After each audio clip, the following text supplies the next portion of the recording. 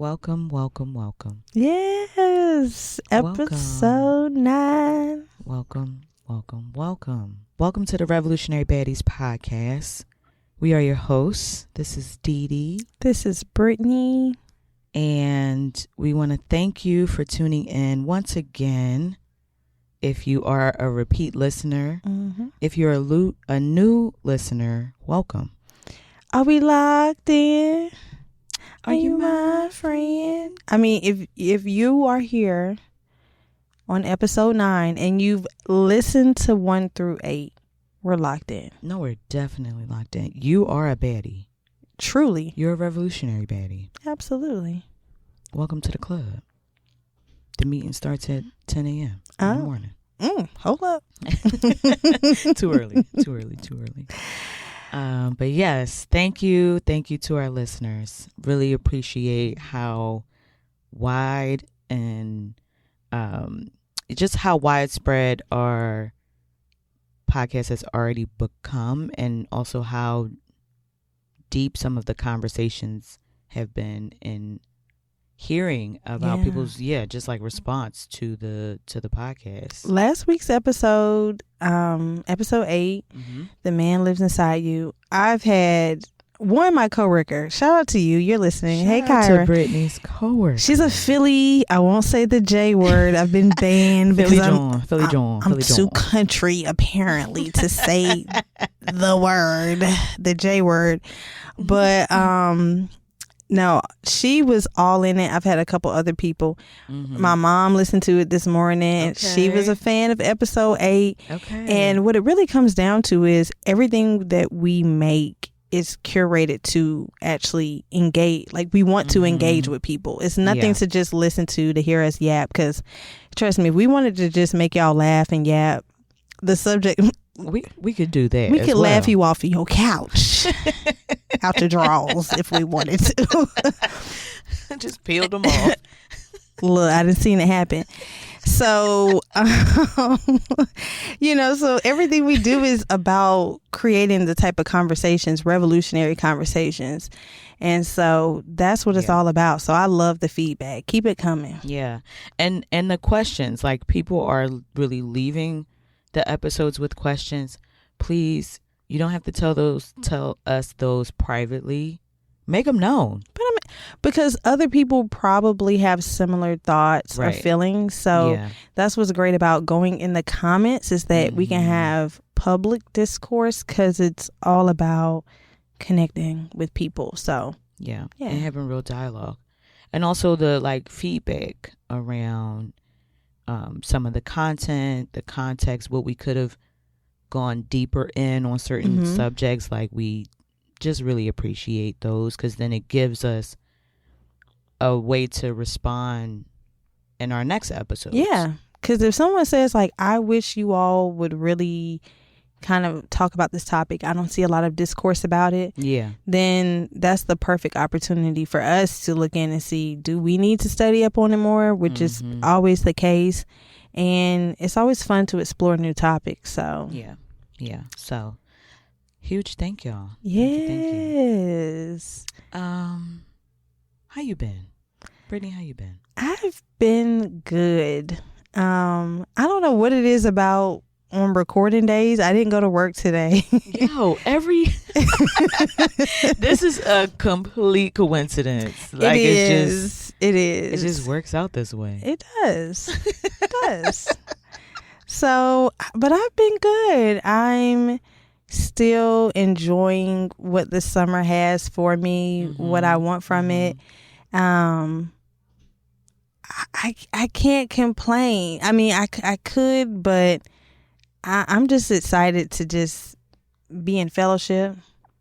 Yeah. We've been having some last weekend, we had a little pool situation that turned into a card night, and like having my baby at the space table at midnight while we're drinking beers and cocktails and slamming cards down and arguing. I'm like, this is what I'm supposed to be doing as a black mother.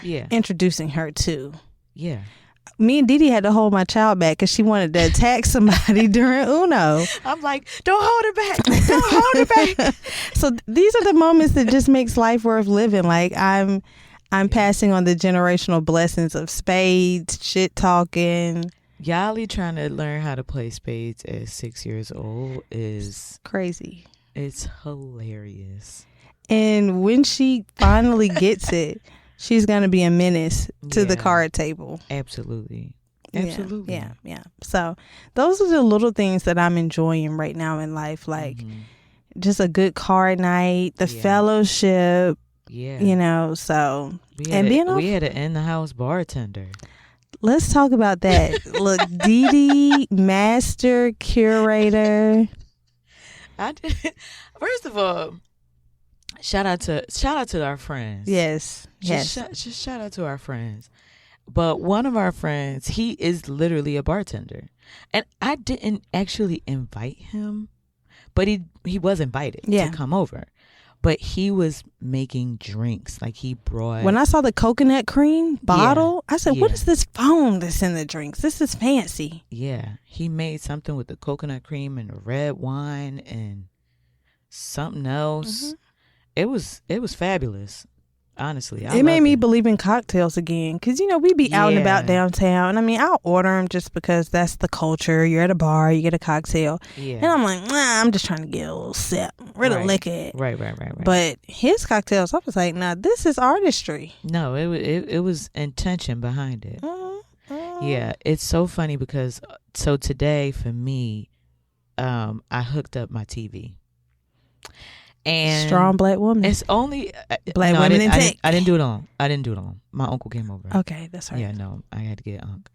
But I was really dreading actually having to purchase another TV. I haven't had a TV since Easter, so we're talking 3-4 months, I think at this point it's been. And I was mostly content, honestly. There was moments where I'm like, dang, I wish I could watch TV, or I wish I could just turn on Spotify while I'm cooking or something like that. But most of the time I was chilling. Yeah. But, you know, it hit a moment. And the moment was my mom and my sisters coming down for my grandmom's birthday in a couple weeks.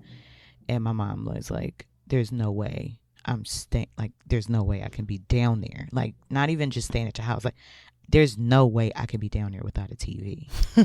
And I was like, I do think there's a way, but I hear you. I think the older generation is actually a little bit more hooked to the TV than we are. And that's what's not talked about. We don't talk about that. They're the real TV people, I guess, because, you know, we'll be more on our phone or our laptops or tablets, whatever. Yeah. But my mom, one of my biggest things with her sometime is, even if she's calling me back or she's calling me, why are you watching TV? First of all, shout out to Tammy. Shout out to the mamas. Shout out to the mamas. My mom will watch a whole epic adventure movie and try to have a phone call with me. That is so funny. Staring off. I'm like, hey, do you need to call me back? No. What's up?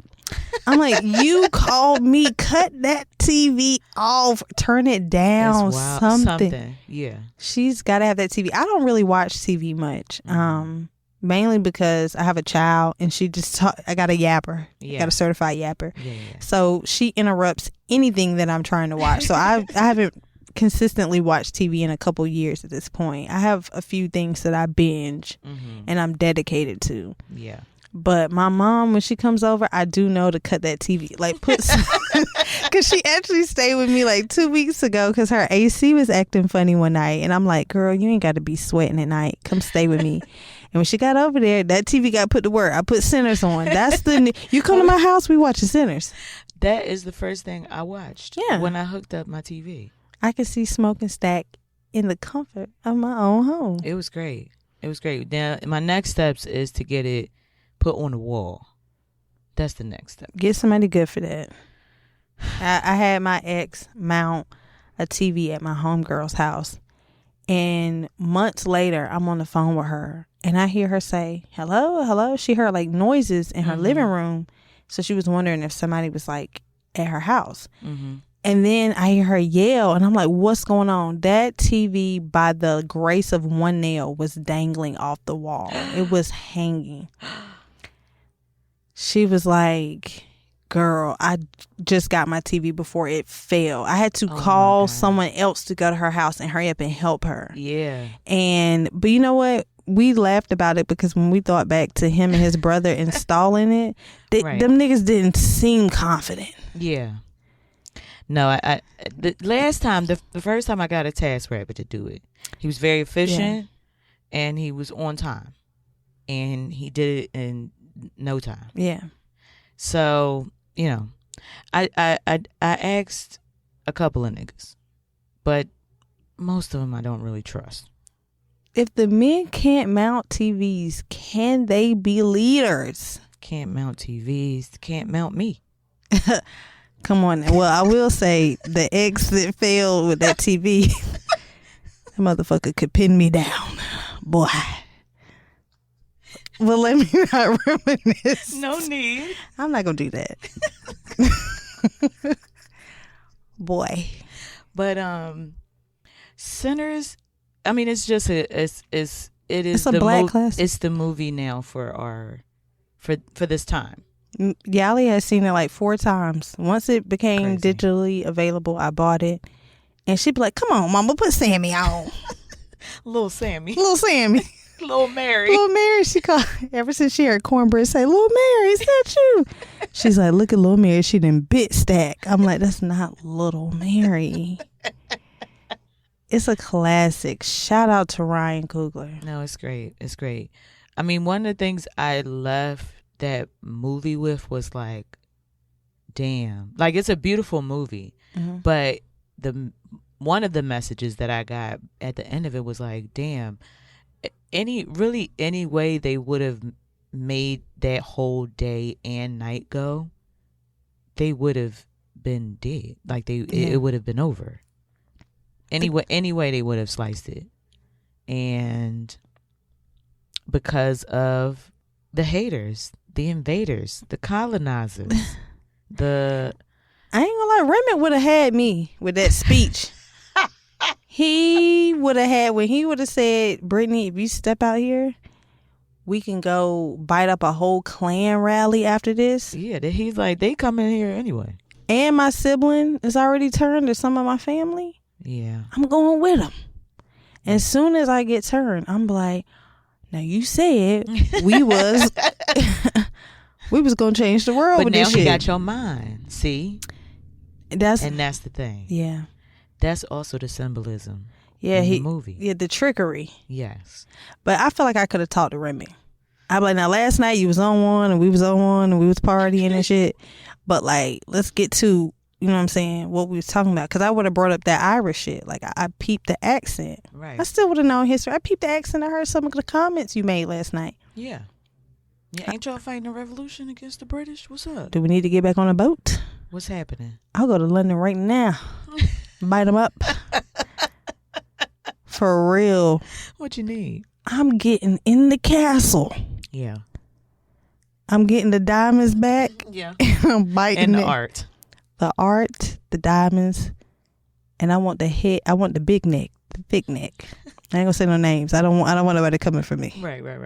But I'm in the royal house, chomping, getting busy.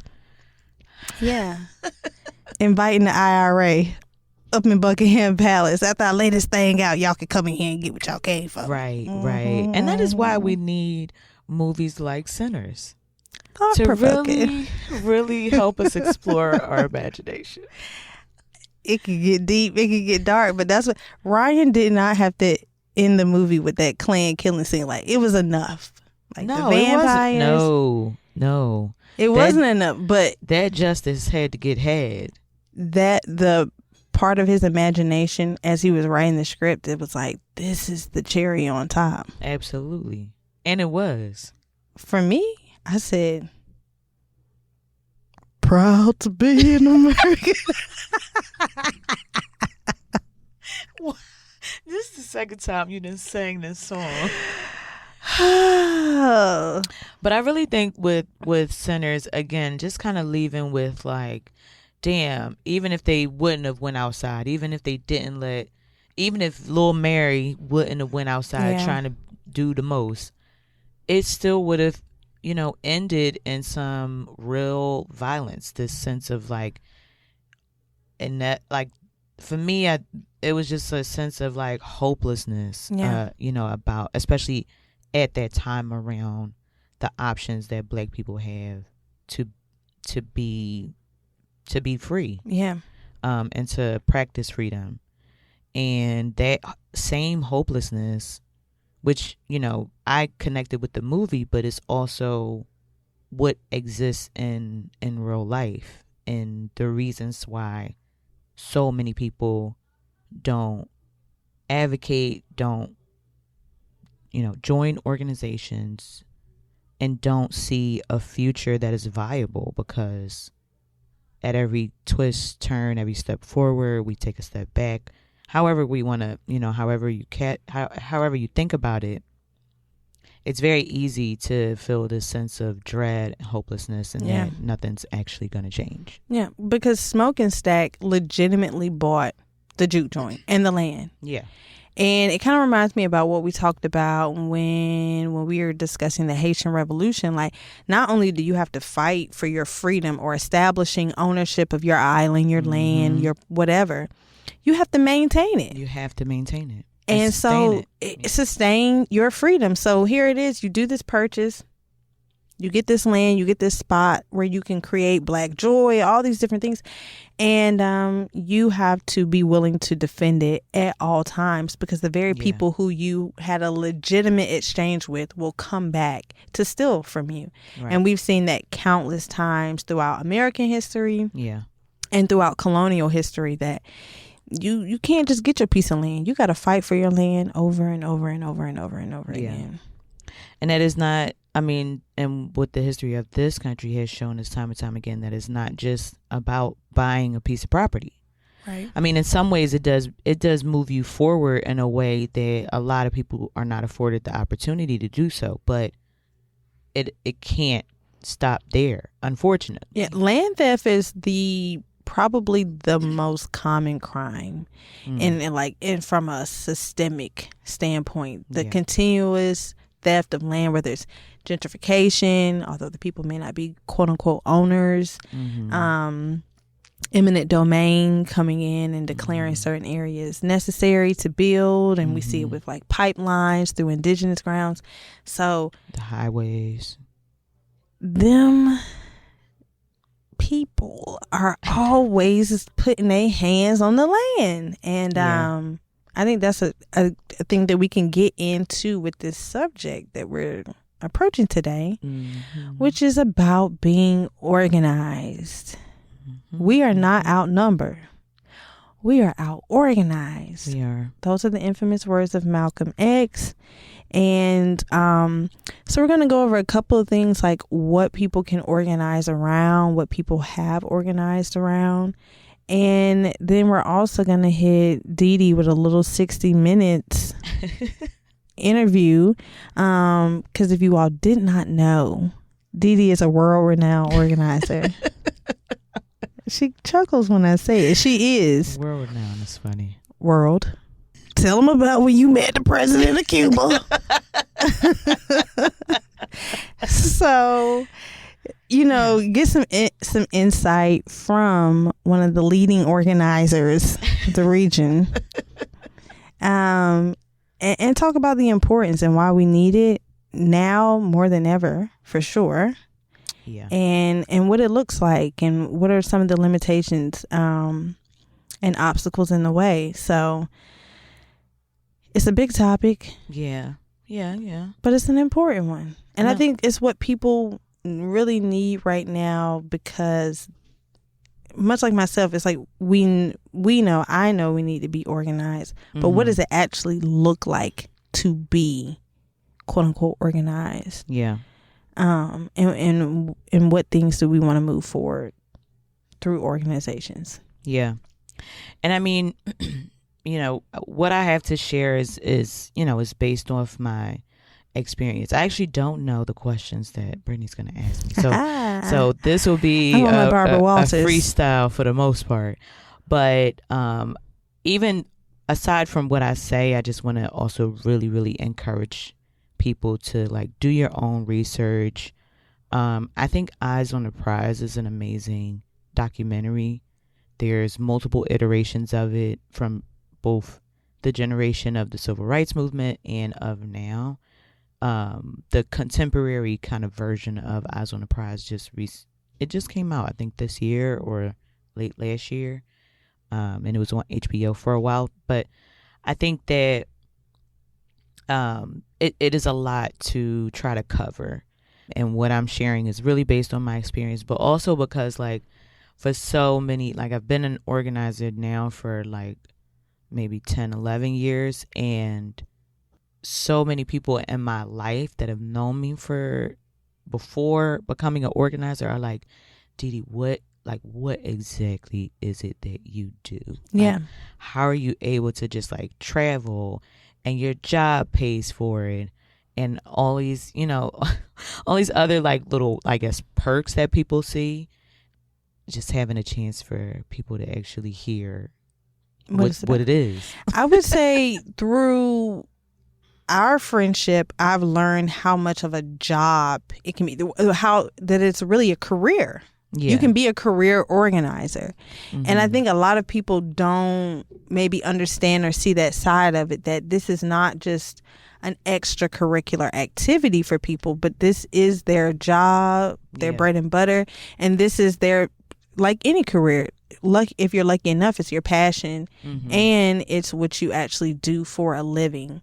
And so some people don't even realize that they could take their talents. Everybody want to be a project manager right now, which is, they are paying. Yeah. And so, but there's like essentially equivalent roles, I would assume, in the organizing world. Yeah. Absolutely. So there is a way to not be just like a broke tree hugger organizer. I think it's important to talk about some of the misconceptions about being an organizer that people have, because they do, it is, I think, purposely framed to be like, if you're an organizer, you're the tree hugger, you're the person chaining yourself to a building, or you're the person throwing paint. Not the paint, but the chaining yourself. Yeah, you're right. Yeah. Or you're the person throwing paint from was it Peter to be doing it? Oh yeah. Yeah. So a lot of people have these misconceptions of maybe these individual moments of activism and like actually what it is at the core to be an organizer, and how organizations are really like the lifeline of all the benefits that we enjoy in society. Because America, the government, ain't gave us shit. Yeah. They ain't gave us a motherfucking everything that we have, that we enjoy. Yeah. Probably down to just ice cream. Somebody had to fight for it. Yeah. Probably had to fight the Quakers to be like, let people eat ice cream on Sundays. I mean, speaking of ice cream, there is a historic marker here in Durham for the Royal Ice Cream Parlor. Yes. That prior to the sit-ins that happened in Greensboro at the lunch counter by the students from A&T and from, I think, one of the Greensboro high schools, that there was a group of students that sat in at the ice cream parlor here in Durham. And that was in 1957. The lunch counter one was in 1960 and caught a lot more wind and circulated a lot more wider and helped to build what became the sit-in movement across the country, and mostly in the South. Obviously, there's lots of misconceptions. There is, like, in a way, just like any other job, but it's newer than a lot of industries. Right. Have been, but there is a bit of an industry of doing political organizing work, both with organizations, but also foundations and unions. Those are all sites where you can really grow in your leadership and organizing skills and changing the world and all of that. So those are the more formal structures of organizing. And then there's some informal structures. Right. There's the informal structures that are related to like artist collectives or people that push for the building and constructing of more community gardens. Mutual aid around food and food redistribution. Those are some of the less formal structures that organizing also lives in. Right.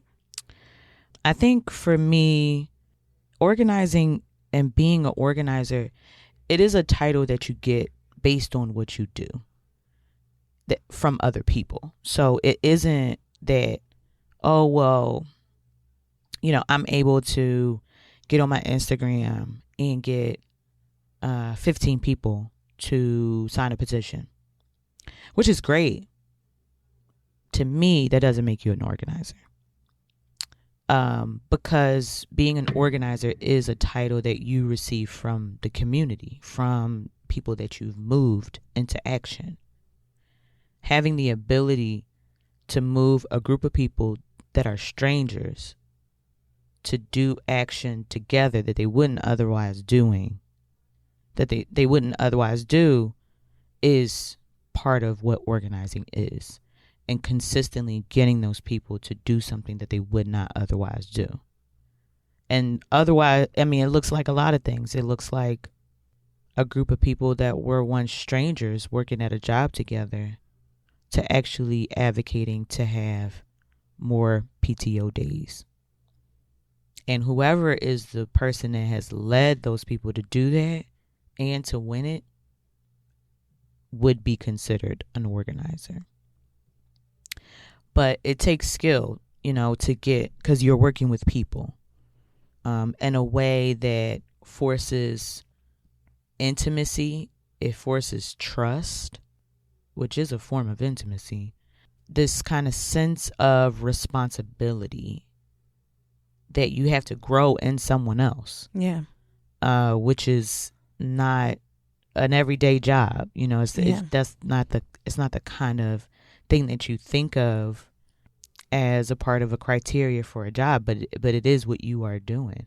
Helping people to feel more responsible for their community is organizing. But it comes with a lot because generally people that are organizers tend to be very passionate about it. So when you're doing something that is just that you feel is constantly part of why you wake up in the morning, and you have a center of gravity around who you are doing this for, the people that are always on my heart and mind when I'm doing organizing work is my godchildren. There's 5 of them, and they have to continue to live growing up in a different world than I am. And so it requires a lot of your authenticity. It requires a lot of your brain space and your care, because again, you're doing something that you're passionate about. And so that can be the difficult part about it. When people talk about burnout, I think that's part of it. It's just because you're so passionate about it. Like you care so much about and it's something real. Yeah. Like a lot of times when I'm at work and I'm stressing something, I'm like, what am I really stressing? Yeah. Like this thing is going to be okay. Mm-hmm, like the report is a day late. It's a spreadsheet. Yeah. It's a lot different than when you see, like you say, your children, your people in your community, your family members, yourself, safety, life, well-being, future at stake in the work that you do. Yeah. So what would you say because first of all, y'all should have already been on our social media, so should have a little bit of backdrop into like Dee Dee's story. Yeah. My story. That'd be nice. And if not, go to our Instagram and we have up our bios, and then we also have some videos talking about what radicalized us. Mm-hmm. But if you don't know and you're just listening to the episode, Dee Dee, what can you say about from when you first entered, going to, I'm guessing, just like a preliminary meeting for organization? When did you feel like, okay, I'm locked in and this is going to be something more than just, I want to come to a few meetings, to this is what I really want to commit myself to? Or like, what switched in you? What did you see from leadership in the organization that you were in that was like, this is something I can align myself with? Yeah. Good question. So my organizing journey started when I was in grad school down in Miami. And this was, I was there 2012, 2013. So this was right after Trayvon Martin was killed and the George Zimmerman non-verdict indictment happened. And I first joined an organization called Dream Defenders. Shout out to Dream Defenders. And they were building an organization of young people across the state that were advocating for many different issues, but some of them were police brutality, stand your ground laws, and around DACA. And I didn't know anything about any of that stuff, honestly. I hadn't done much studying or reading. Like, I was a jock in college and I was a dancer in the band, and that was like my life. But once I, decided like, okay, let me just see what is given. Like, these people seem cool, and I've been paying attention to stuff on Twitter, but that's like the only context that I have. And started going to meetings, and the way that they facilitated the meetings, again, it's a bunch of other people that I don't know there. And we're having these like pretty vulnerable discussions about how we grew up and how did some of the systems impact our upbringing.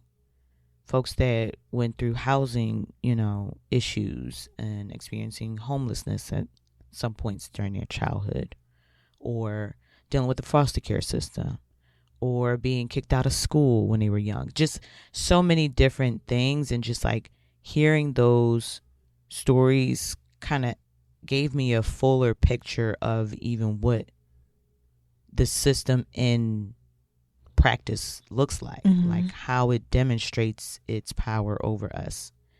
So I was learning a lot and really taking it in and trying to build authentic relationships, but I still didn't know what organizing was.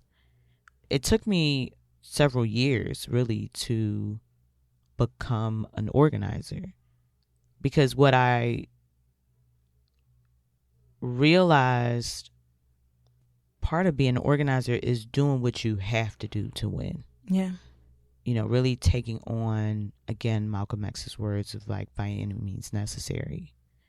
And that meant shifting what I thought should always be the case into, this is how this actually happens. And one of the things when I first joined Dream Defenders, there was a panel that was at my school, and it was something connected to, criminal justice, whatever you. And there were two of the founding members of Dream Defenders were speaking on this panel. Phil Agnew, who became the founding ED, and then Ahmed Abouznade, who is now the ED of the U.S. Palestinian Rights Organization. And they were on this panel. There was a room full of people, and they passed around this clipboard that people could keep in contact with the organization. So after the panel is over, I go up to them, speaking and asking them questions about what they talked about. And Phil hands me the clipboard. And I'm like, what you give this to me for? And he's like, well, I want you to contact all of these people and have a one-on-one with them. And I was like, what? And he was like, just have a one-on-one, like meet up on campus somewhere at a coffee shop, get to know them, find out where they're from, what brought them to the panel, what questions they still have, what did they think about it. Just, you can do it. And I was like, okay. Definitely, I've seen you have to be good at delegating tasks. Delegator. Yeah, essentially. And that's what I did. It was on the list. It was maybe like 32 names or something like that. So really only like 20 people got back to me, which meant I only actually met up with in person like 8 of those people. Yeah. So it really wasn't that much. But at the time, obviously, it was just like, I don't know anybody at this school. He threw you in that water to swim. Literally threw me in to learn how to swim. And I'm not mad at that tactic. No. Obviously, there's a lot more that comes with it. There has to be some level of follow-up and checking in and all of that. But it was an opportunity for me to just do it. Yeah. Instead of kind of tiptoeing and waiting for something else to happen to show me that this is what I'm supposed to be doing. From there, I built the FIU chapter of Dream Defenders.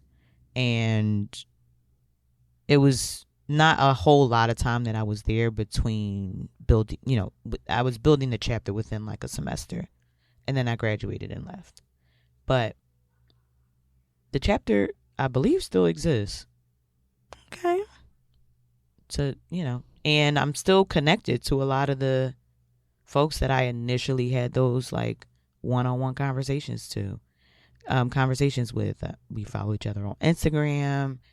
I've seen them get married through Instagram. Like, just keeping up with people's lives is also just like a skill that I have and innately. And I was able to really apply that skill to learning how to be an organizer. Yeah. I think, with you mentioning that you joined in grad school, it's really important. It's so important that we focus on the youth, because universities are the perfect breeding ground for recruiting people.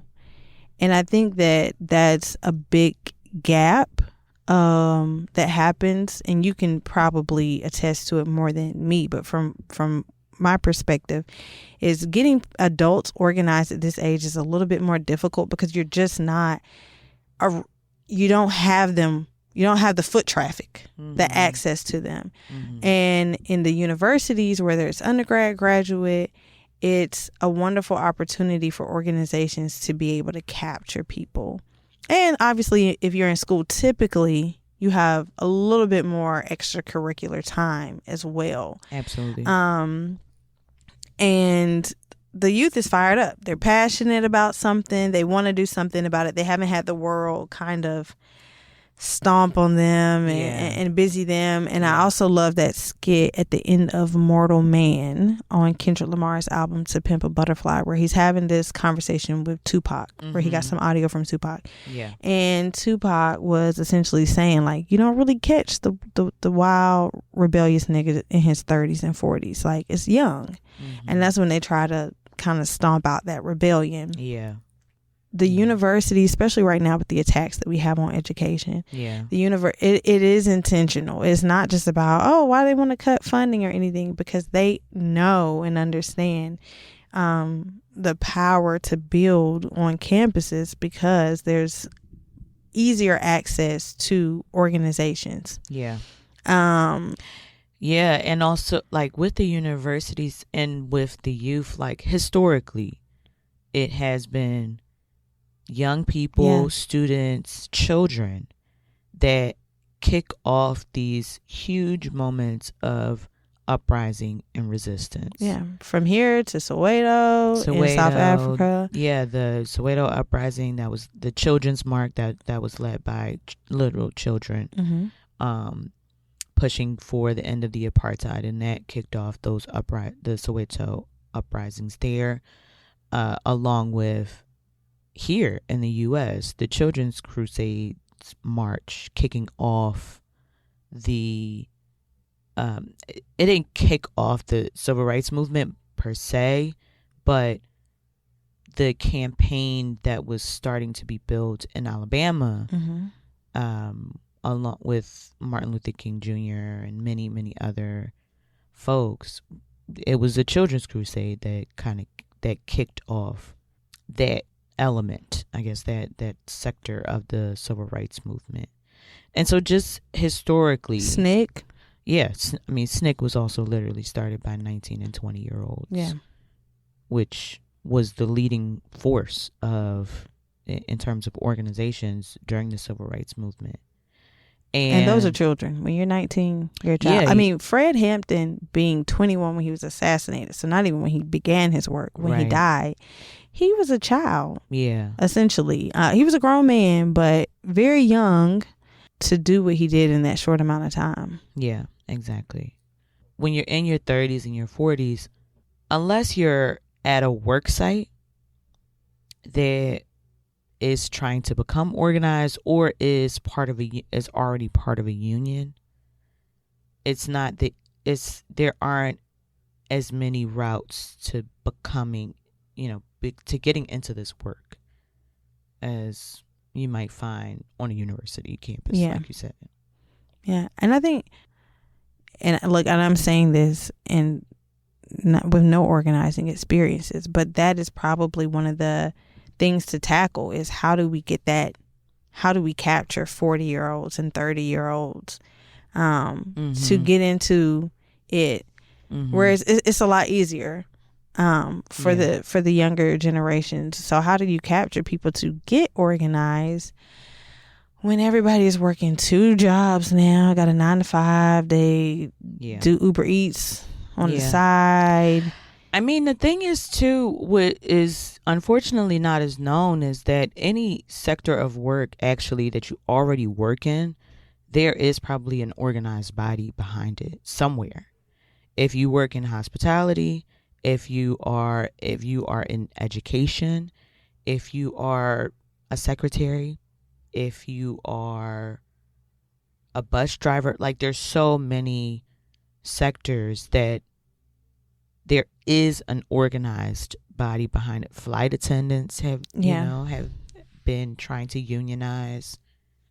There's also work to try to organize the federal employees that were recently laid off / fired this year. There is an organized effort to organize them. Yeah. Even though they're unemployed. And so I think a way of thinking about it, if you're a person that's like, I would want to, but I don't know who the people are and where to go, I think one place like really simple to start is like, if you needed to get a speed bump on your street, do you know how to do that? If you needed to get a stop sign on your street, do you know how to do that? And just thinking about, I'm already living here. How can I better my conditions? And how could I know how other people feel about the conditions of our street? Starting right where you are, and knowing your neighbors. I think an important thing too, especially for the younger organizers, and I would consider myself still to be a younger organizer, because there are 80-year-olds that are organizers and could organize me out of a box. There is a difference between mobilizing and activism and organizing and advocating. Those are they are different things. Obviously, there's places where they overlap and they are connected to each other, but they are not the same. I was watching a video recently with Kwame Ture, also known as Stokely Carmichael, and he was talking about the difference between... I saw that clip. Yeah. The difference between mobilizing and organizing, and he talks about, like, Dr. Martin Luther King Jr. was a great mobilizer. Mm-hmm. He was a charismatic leader. He could bring the people out. He could bring the people out. he could get the people going, but he still wasn't able to have power even within his sector. He didn't become the president of the National Baptist Association, or I think that's what it was called, that he was really vying for, which would have given him a great amount of positional decision-making power in the national Baptist space. And even for all of the great works that he's done, he still wasn't given that position. Yeah.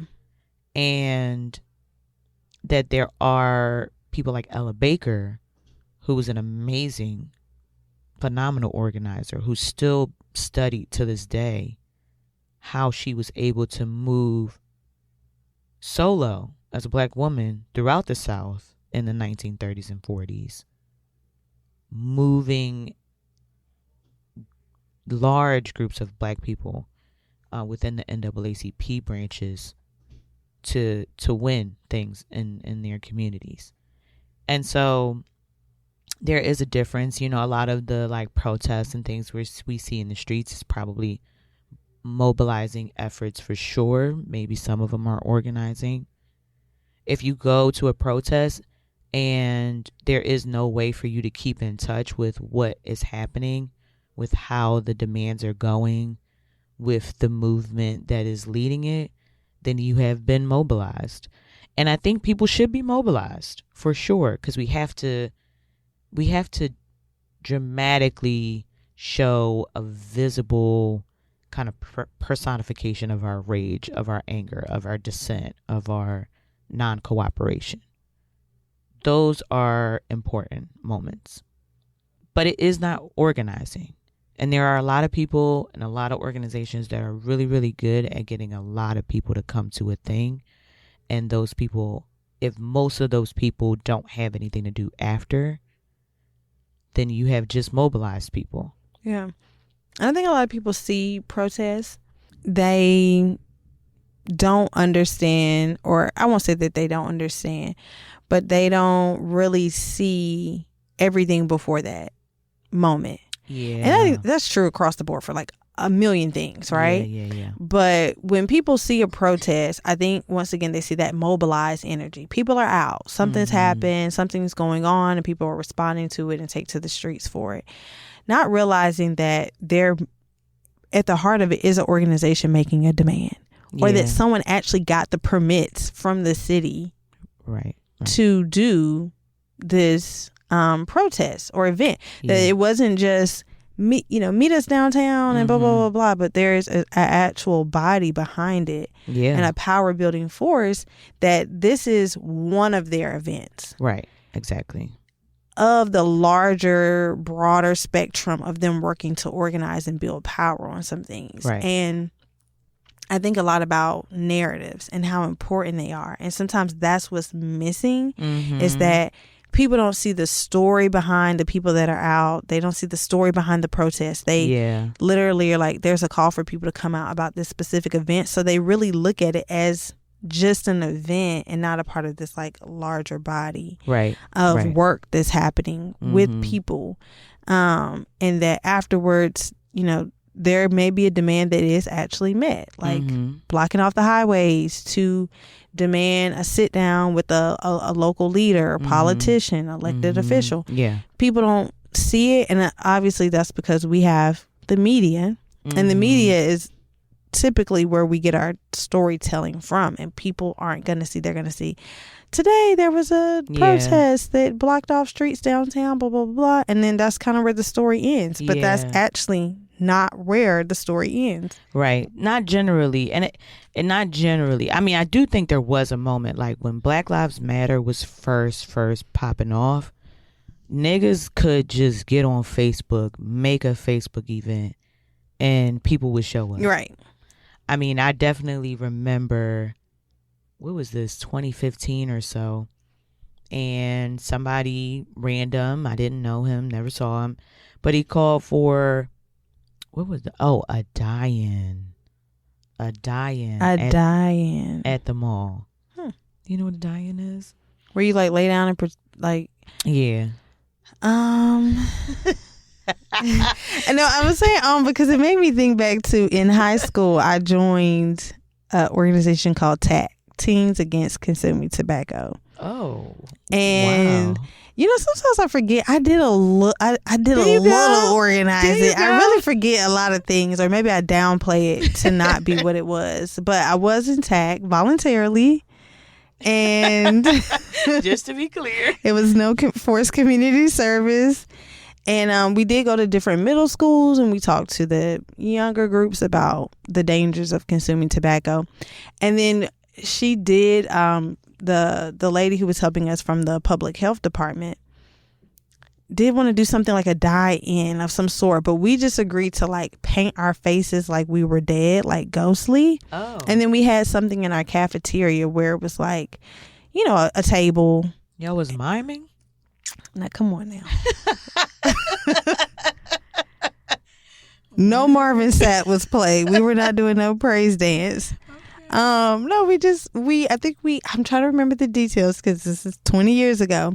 But I think we like painted our faces, and we were basically trying to personify like death is where tobacco use leads, and people could come up to the table and sign up or do different things like that. Okay, we did secret shopping or something. Oh. But that's when you said die-in, that's what like made me chuckle because it brought back a lot memory of yeah. It was something about I think we wanted to do a die-in, like we wanted to get people to lay down or something. I don't remember. I gotta call a friend. I remember like what was we doing?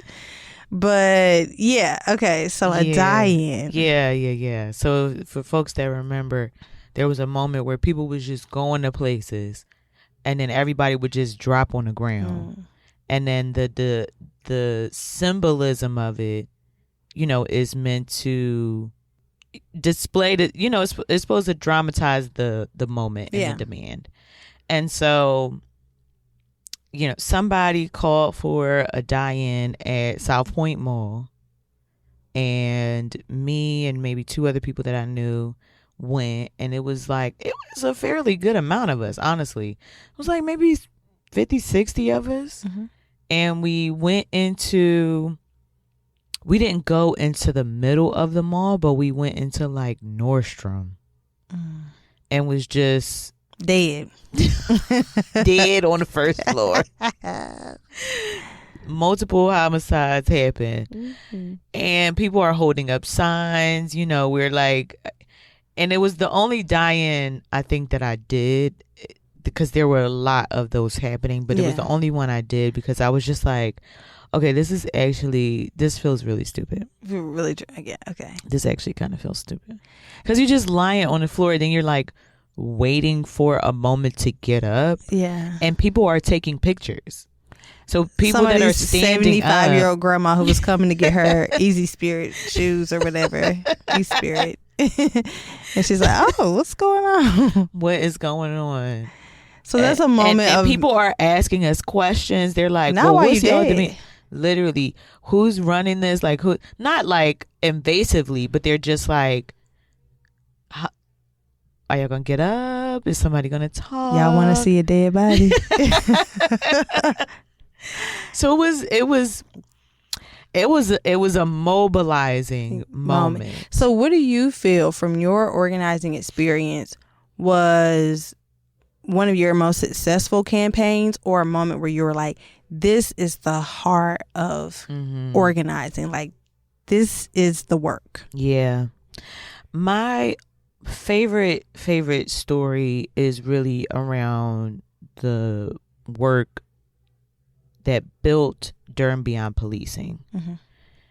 Durham Beyond Policing is now an organization, but in 2015 going into 2016, it was just an idea to build a campaign and to build a coalition of multiple organizations that were based in Durham that were against the increase of policing in the city. And the campaign was really to demand that they not build an $81 million brand new police headquarters in the city of Durham. That, started in 2015 when we kind of caught wind. We, as in a bunch of organizers that were part of different groups or whatever, we caught wind of the new police headquarters being built. And so a bunch of us got together and we were like, we need to build a campaign around it. SONG, which stands for Southerners on New Ground, which was founded here in Durham, but it's a Southern organization, focused on queer liberation.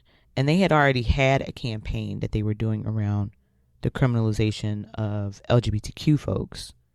And so they brought obviously their experience, their knowledge, what they already knew.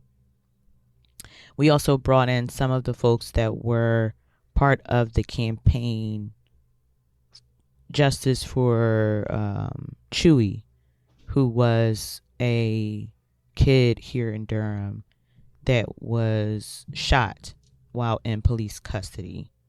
And they deemed it a suicide, but how could you shoot yourself when you're handcuffed by the police? And that campaign work was already happening like when I first moved here. And so some of those folks got involved, along with UE 150, which is the city workers union here in Durham.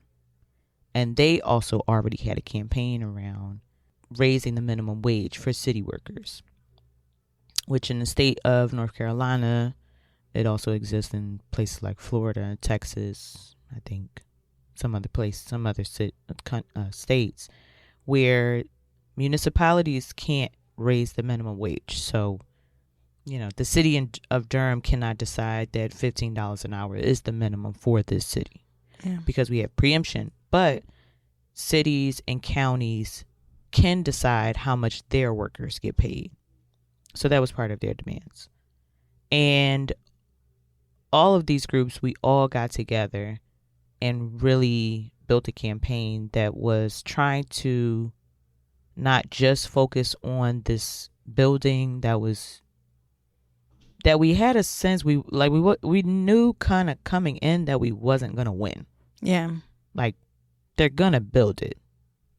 And the best thing that we could do was advocate for like the jobs to be, mostly people from Durham, or, kind of more reformist demands that are like, okay, fine, y'all gonna build it, we'll at least make it good, kind of thing. Yeah. But we made other demands, which were like not. Oh, and one of them was ending. The police would have these traffic stops at random places throughout the city, checking IDs, which was a way of targeting immigrants in the city. And this was also right after Trump first won the presidency. So we did end up winning because of our demands and because of the work that we were doing, that they ended those types of traffic stops. Another big piece is that we actually talked to people in the city. We went out to the bus stations and to neighborhoods, especially the neighborhood that the police headquarters is right across the street from, that projects over there. Did some door knocking and canvassing in those areas to ask people, if you had $81 million to spend on your city, what would you spend it on? Yeah. And to not my surprise, nobody said police. Nobody said a police headquarters. Nobody said those things. Most of the things people said were connected to food, connected to housing, transportation, which the public transportation in Durham is free, but needed more access to it, more availability of it, more consistency of it. Recreation opportunities, programs for the kids was a big thing that folks wrote down that they would invest that money into. And that really helped to from those responses, built our demands of what is the investment part that we actually want to advocate for. And we did win the city workers wage being raised to $15 an hour starting in 2020.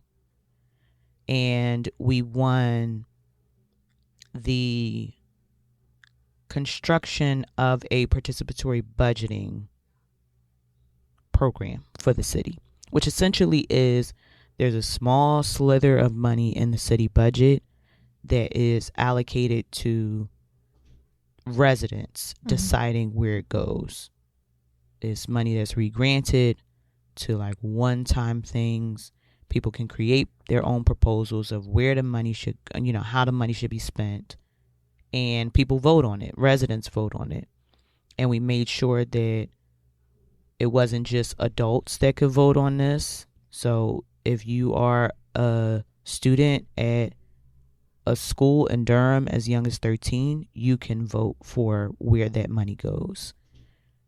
You don't have to be a citizen also to vote for that money. So we made sure that we were not just meeting our demand, like didn't just get the yes and the vote from city council, but also that we were in the process even afterwards. Like, how does this work? And so much of our work was in collaboration with city staff and with the city council members, because this was our demand, and we had to maintain the chessboard in order to continue to move towards our demands. Yeah. I like how you said, when you talked about Durham Beyond Policing, it started as an ideal. Now it's an organization. Mm-hmm. And I think that's important for people to understand in this moment, is that what may seem like just something like, I wish we had this, I would like to see this, we need this. Yeah. You can take it from a vision to an organization. And it doesn't, and sometimes you may find organizations that already have that vision and they already have campaigns, and then that's an easy way for you to align with it. Right. And that nothing is off the table. Yeah. And so everything is needed. Everything is needed. And I feel like that's what we need to, and when I say we, I'm definitely including me, is that there's so much work to be done. And so we just have to find what work we are willing to do as individuals, right, to build in some type of collective. Yeah. And so, there's political organizing, if you want. And I think, honestly, I would say that's where I see the most quote unquote boots on the ground. Yeah. Is that around election time, typically the For sure, the presidential election, a lot more people are mobilized to knock on some doors, call people, fundraise, do whatever they can to kind of support a candidate or candidates.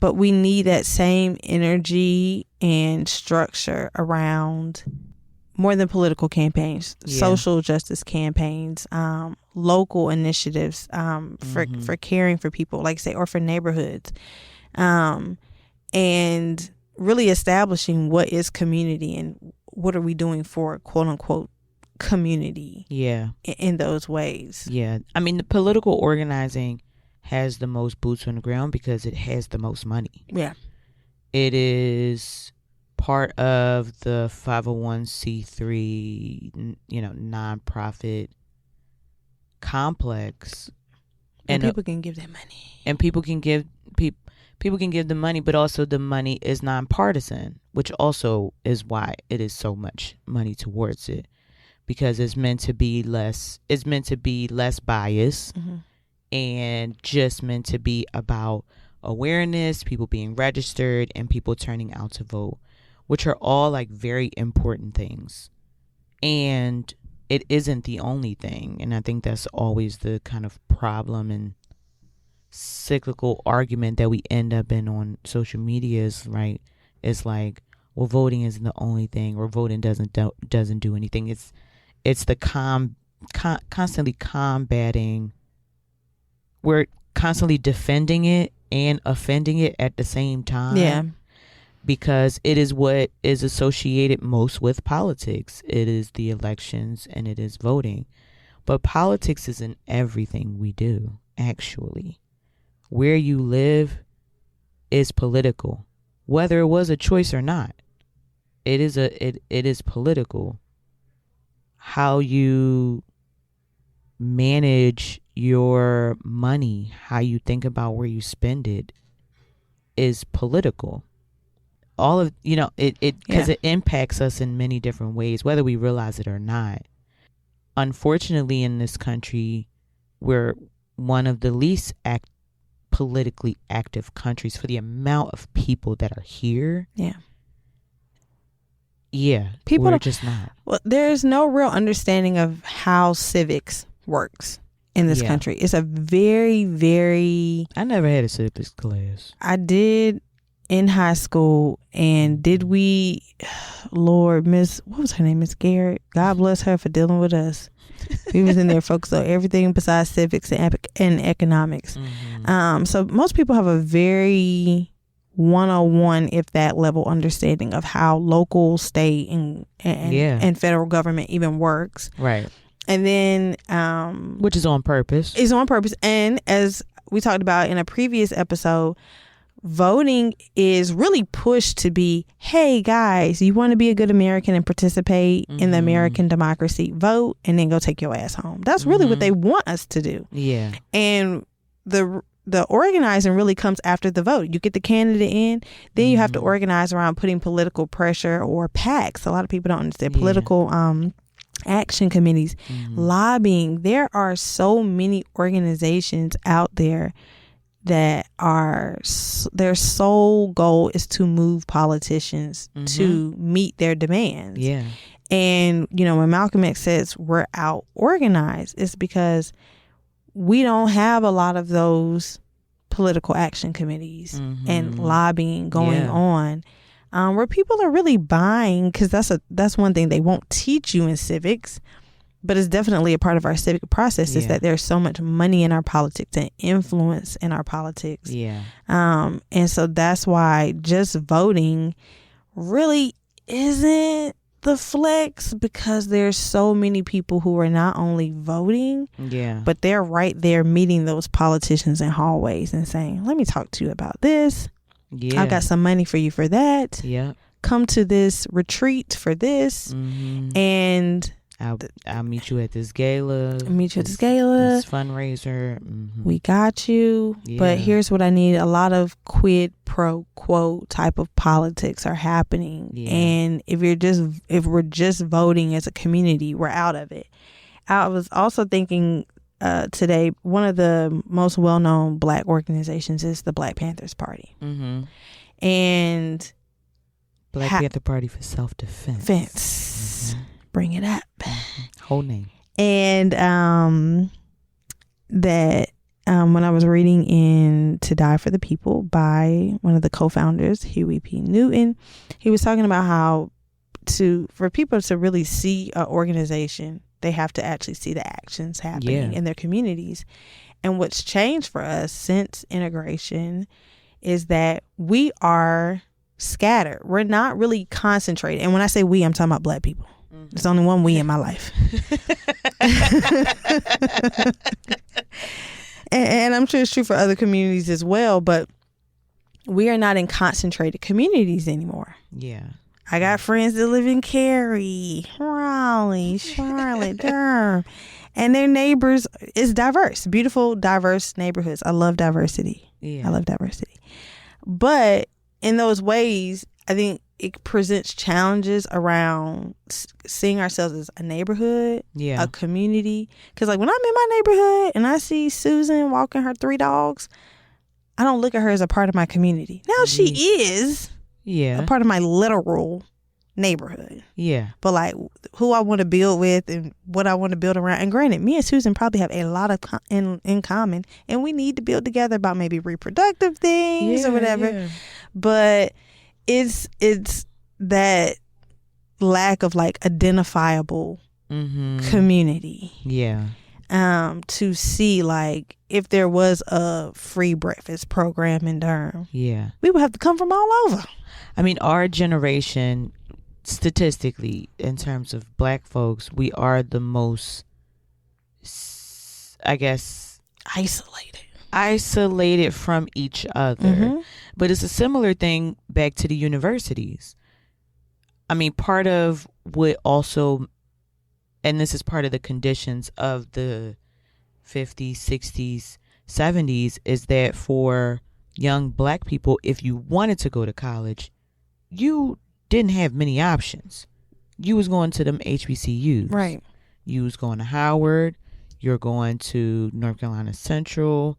Those are, Grambling, those schools, like those were the options that you had. And so that also helped to continue those black student unions. Having that concentrated. Because you had the continuity of there being black students that was always there. It is not the same percentages now. Yeah. Most young black kids, high schoolers in this country are not going to HBCUs because they have the other options. Cool. And that is what also kind of contributes to the condition that we're in, that we are so scattered as a people. Even with the Great Migration, people were still deeply connected to, okay, I'm from Chicago, but my roots is in Mississippi. Okay, I live in Detroit. I got a bunch of family that just moved up to Detroit. I'm moving with my family in Detroit. I'm not moving into a loft downtown Detroit. Right. I'm moving in with my family. That contributes to that continuity of the black community, but we don't have that as much anymore. And it's not our fault. It's just the state of the conditions. I don't think it's what we asked for and been advocating for, but it is what we have. And so it really is up to us as a generation. And I feel like I'll be preaching this for the next 20, 30 years, that we have to take up the responsibility of building a new black community. Yes. If you feel nostalgic about how it was when you grew up and you knew so-and-so down the street and so-and-so around the corner and so-and-so across the street, you could know those people as well. But we have to develop it in a new way because we're not all in the same places anymore. Obviously, there's cities where there's a high concentration of black folks in a particular neighborhood. Yeah. Yes, that still exists. And it is not the same. It's really not. And so I think that's my question for our listeners for this particular episode is, if you were to build a new community, what would it look like? What would be in it? How would you act?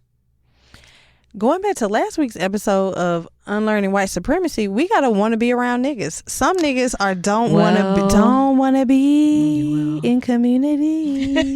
They don't. Not with that attitude. Not with that attitude. So one, valuing what is community, and learn. And I think we all are in the process at different stages. Definitely myself included. What is community? It's a word we use. We know it. We get it. And I feel like I have community. And by that, I mean my family and friends. Yeah. But there is a larger community that I care for, that there needs to be actual connections with. Yeah. And I think we, for the people who are both kinfolk and skinfolk, we deeply care in theory about community. And we just have to find new ways to actually be in practice of being in community with people. And I think once you actually are in community, it's a lot easier to organize and to want to organize, because once again, you see the people that you want to build with, you know them, the conversations are happening.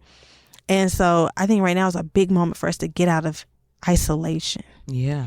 We got to get out of our homes. Now, that doesn't mean that y'all going to be like me and Dee Dee in the streets, because everybody ain't for the streets. Y'all don't got it. But you do have to come out of your home for something, and get into relationships with new people or with the people you know, and strengthen those relationships as well. Yeah. And decide, what do you all want to build around? Yeah. And not just for some people may be like, well, I don't need no new friends. I got my friends and my family. I've got my kids. I'm good. And I hear that. And you actually can feel safer in your own neighborhood, even if you knew one of your neighbors. Because you really never know what could happen, honestly. I have a neighbor right across the hall from me. It's him. He looks like he's about my age, and it's his mom. And she is dependent. She goes to dialysis. She is, in a wheelchair and everything. She goes to dialysis it looks like almost every day. And he has to know me in order to make sure that when he's at work, his mom is safe. Because there's moments where we have a flood or where the power goes out or something like that. And that really does impact his mom, who's in the house essentially by herself, bedridden. And so, and so you just really never really know. And then he also reciprocates that responsiveness that I have to him and to his family by, he pick up my packages when I'm gone. Yeah. Or just yesterday, I bought a giant TV and I was like, how the hell I'm going to get this TV out of my car? Let me hit him up. And he was home and he brought it in my house and that was it. And so I know that it can be like, sometimes I think people will attest that to someone's personality. Like you got to kind of have that in you. But I mean, and I think there is some truth to that. But for the sake of safety, I think it is worth getting to know at least one or two of your neighbors and just start from there. Obviously, I really hope that we in the future have like a part 2 to this because there's so many more things I wanted to say just on my own experience. But I think that it deserves some unpacking. But people should feel free to also ask me questions. Yeah. Hit me up. And to put it in the forefront of their minds. Yeah. Dee Dee's words live in my mind. The man doesn't live in me. But Dee Dee, about that push to be organized, to become more organized. And I think just keeping it in our minds is something like that's the ultimate goal, is that we should align ourselves in a collective to be doing something, whatever it is. Like I say, whether it's more gardens in your community or whether it's, rolling up on Josh Stein and saying, look, this is what we need, Josh. So it's such a big spectrum of what you can be organized around. For sure. But ultimately doing things in a collective. And so it's put that voice in your mind. It wakes me up sometimes. Dee Dee's like, we gotta get organized. So I'm like, you're right. But no, but it is real. And I think that's the first step, is that we all have to understand how important it is, because it's the only way we're going to make it through the current regime that we're dealing with, is that they are very organized, very tactical, and we have to counter it in those same ways. Absolutely. Dee Dee, what is your send off? If the people gave you Armageddon, the media's on the way. Well, no, it wouldn't be nothing worth saving them. Let me come up with another example. But if you could really just tell people from your experience in being an organizer and being a part of organizations, the beauty of it, what would you tell people? That's such a good question. Because it's so many like things you can talk about: the struggle, the obstacles. What is the beauty of that you found in organizing? How has it transformed you and like the communities you've been a part of? I think for me, the beauty of it really is when you have a group of strangers that have said yes to showing up, and you are able over time to move them to actually see their own power, like really see the power that the people could have if we were better, and all we need to be is better organized and skilled. And it's not about the disadvantages we might have been born or brought into. It's not about the amount of knowledge either that you have. It is about the willingness to step into adversity in the face of uncertainty. And the transformation that happens for people when they realize how much power they do have. It reverberates in so many things that they do. People end up really changing how they operate with a lot of their relationships because they realize how much power they have, or how much compassion they can have, how much empathy they can have for people that they don't know. Those moments where you can see someone else's heart growing for the world and for our community and for Black people, I don't think there's anything really like it. And of course, winning shit. Yeah. Like, winning shit feels good. Like, the Durham Police Department had added into their budget 19 additional cops for this one budget. I think it might have been for the 2020 or 2021 fiscal budget for the city.